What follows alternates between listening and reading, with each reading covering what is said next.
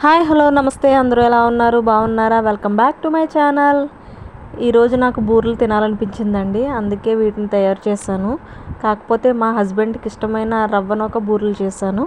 దానికోసం ముందుగా బాండీ పెట్టుకుని అందులో నెయ్యి వేసుకుని జీడిపప్పు కిస్మిస్ వేపుకుని పక్కన పెట్టుకోవాలి. తర్వాత అదే నేతిలో నూక వేసుకుని పచ్చివాసన పోయేదాకా వేపుకోవాలి. తర్వాత అందులో వాటర్ వేయాలి. నూక ఉడికేంత వరకు వాటర్తో మగ్గనివ్వాలండి.